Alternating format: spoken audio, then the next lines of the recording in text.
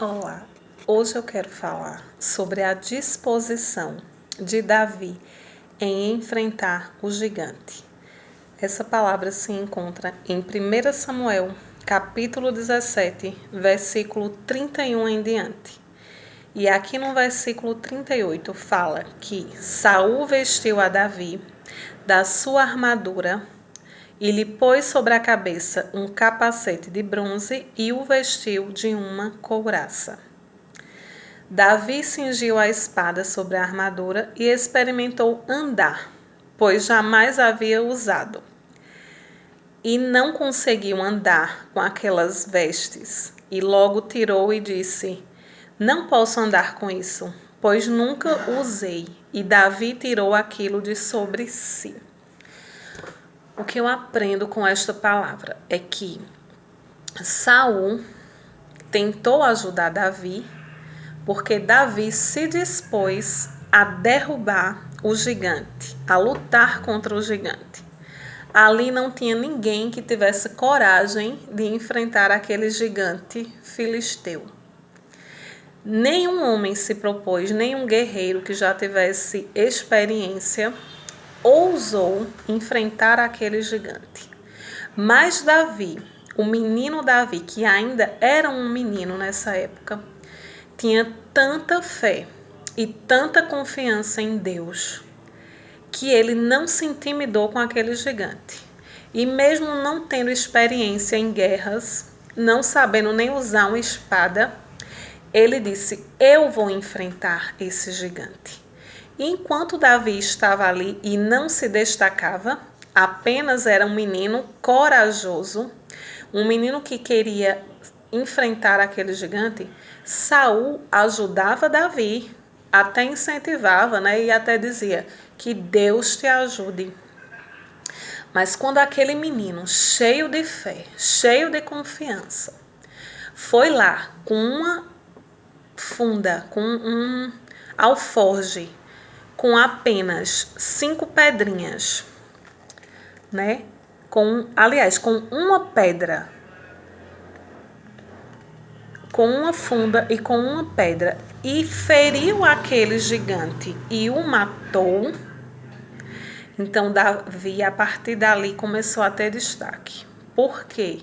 Chamou a atenção de todos a coragem de Davi.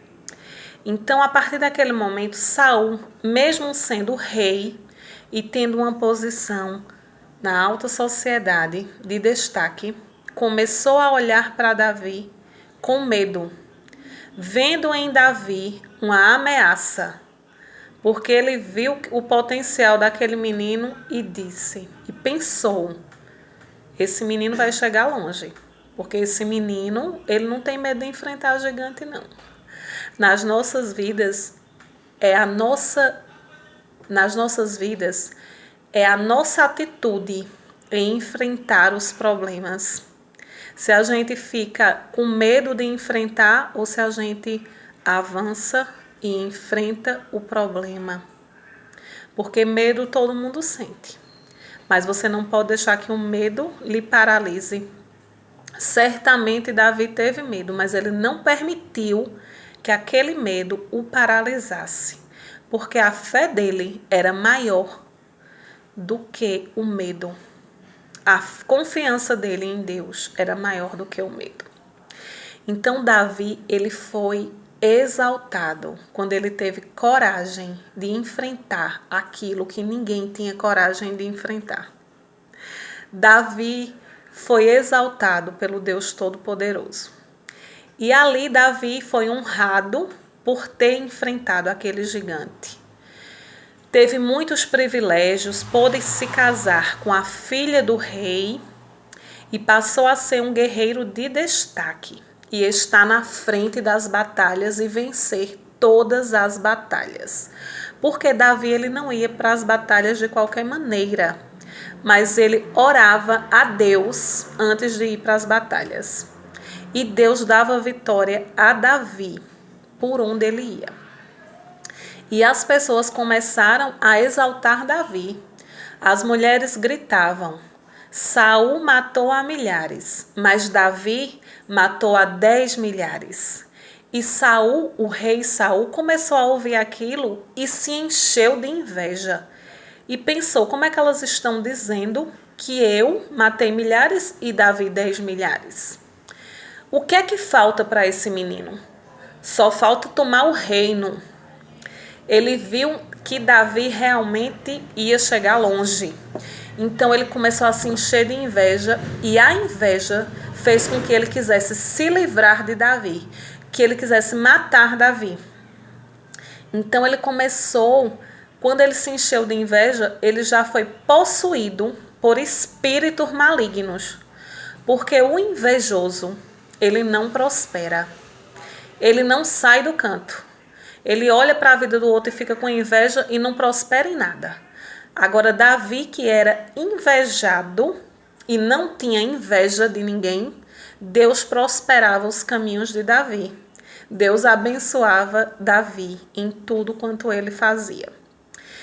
Então, Saul começou a planejar matar Davi. Davi só fazia o bem. Quando Saul estava perturbado com aqueles espíritos malignos perturbando Saul, Saul não conseguia dormir. Então mandavam chamar Davi para tocar a harpa para acalmar o rei. Porque Davi era cheio de Deus, então a paz que existia em Davi tranquilizava aquele homem. Davi ia fazer o bem para ele e ele só queria fazer o mal para Davi. Ele tentava atingir Davi com flechas, com setas. Saul representava o quê? Satanás, que hoje tenta atingir aqueles que são firmes nas promessas do Senhor, tenta atingir com palavras para desanimar, para tentar tirar aquilo que Deus te deu, para tentar tirar os teus sonhos, roubar os teus sonhos, roubar a tua alegria, com palavras negativas, com palavras de maldição, tentando atrapalhar, tentando atingir você com essas setas. Da mesma forma, Saul tentava atingir Davi, mas Davi se desviava das setas e Deus não permitia que nenhum mal acontecesse a Davi. Deus guardava a vida de Davi. E qual foi o fim de Saul, do invejoso? O pior possível. Saul começou a perseguir Davi, querer matar Davi a todo custo. Davi teve que fugir de Saul, porque Davi não tinha coragem de fazer mal para Saul, porque Saul era ungido de Deus, era o rei, era escolhido por Deus, e Davi não ia tocar no ungido de Deus, porque Davi tinha integridade, Davi tinha honestidade e Davi respeitava e temia a Deus, então Davi não queria fazer mal para Saul. Então Davi fugia e Saul perseguia ele por toda parte, tentando matar, tentando acabar com aquele menino, porque ele não suportava a fé daquele menino, a atitude daquele menino e aquele menino ser próspero. Ele não suportava ver aquilo, que aquele menino se destacasse mais do que ele, que era o rei. Então ele perseguia Davi. Mas o fim de Saul foi o pior possível. Saul acabou se matando, o filho de Saul terminou morto e o neto de Saul terminou sendo atropelado por um carro e ficado aleijado, ficou impossibilitado de andar. Deficiente com um problema e sofreu bastante. Então, o que é que eu aprendo? Que os descendentes de Saul também sofreram pelas maldades que ele fez. Então, não é diferente com a gente. Quando a gente planta coisas boas, os nossos filhos e nossa descendência vai colher coisas boas. Mas se a gente planta coisa ruim, eles também vão sofrer as consequências e vão colher coisas ruins. Por isso que nós temos que estar vigilantes em o que é que nós temos plantado, o que é que nós temos feito, que herança nós vamos deixar para os nossos filhos. Não falo de herança financeira, mas de herança espiritual.